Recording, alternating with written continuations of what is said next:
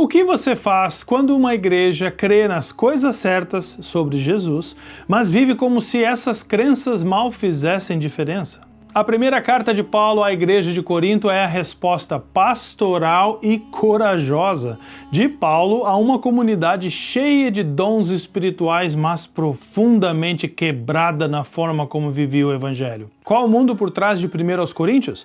Uma das cidades mais influentes do Império Romano, Corinto era rica, era cosmopolita, mas moralmente permissiva.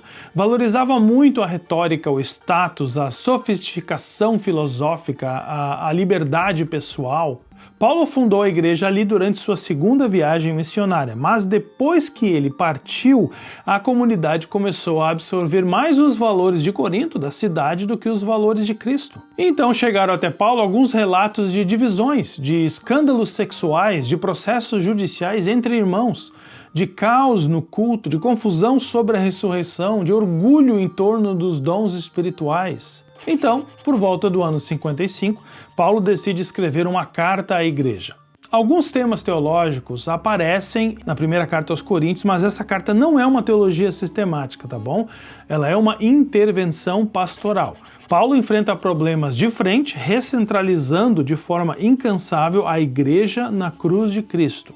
E aqui estão 3 insights essenciais para entender essa carta. Primeiro insight: a cruz redefine sabedoria, poder e também liderança. Um dos problemas mais profundos de Corinto era sua obsessão por status e eloquência.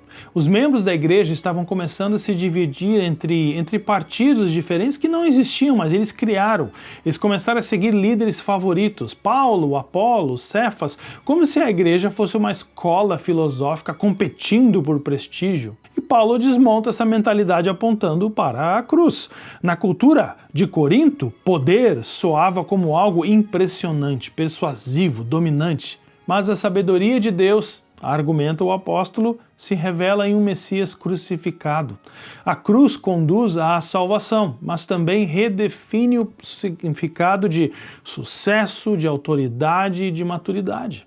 E aqui uma coisa que pode até chocar a igreja moderna: a liderança cristã não é sobre carisma ou domínio intelectual, é sobre fidelidade à mensagem de Cristo crucificado. A igreja não cresce imitando os valores da sociedade, mas encarnando uma sabedoria que parece loucura aos olhos do mundo. Aqui está o segundo insight: a liberdade cristã é sempre moldada pelo amor. Os coríntios se orgulhavam de seu conhecimento teológico, especialmente sobre liberdade. Eles sabiam que ídolos não eram nada, sabiam que eram livres em Cristo, mas Paulo ainda insiste: conhecimento sem amor distorce o evangelho. A verdadeira liberdade cristã não é o direito de fazer tudo o que se quer, é a responsabilidade de edificar o outro. Paulo não pergunta repetidamente: isso aqui é permitido? O que ele pergunta muito é: isso aqui é amoroso? Isso aqui edifica o corpo? Esse princípio orienta o ensino dele sobre comida sacrificada a ídolos, sobre processos judiciais, sobre ética sexual, sobre direitos pessoais. O próprio Paulo modela isso ao abrir mão de liberdades legítimas por causa do evangelho. Em Cristo, a maturidade não é medida pela independência, mas por uma preocupação até sacrificial com o outro. Terceiro insight: a igreja é um só corpo que vive pelo Espírito. Poucos capítulos são tão conhecidos quanto 1 Coríntios capítulo 12, 13 e 14, e ainda assim tão mal compreendidos. Os coríntios valorizavam dons espirituais, principalmente os mais dramáticos, especialmente línguas, como sinais de superioridade espiritual. Paulo então reformula toda a conversa. Dons espirituais não são insígnias de status, são expressões de serviço.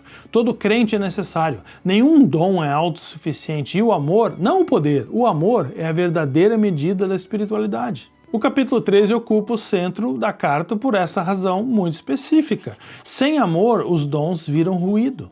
Sem amor, o conhecimento se torna arrogância. Sem amor, até o sacrifício perde o sentido. O Espírito não cria competição, mas coerência, formando muitos membros em um só corpo para o bem comum. E por que 1 aos Coríntios ainda importa hoje?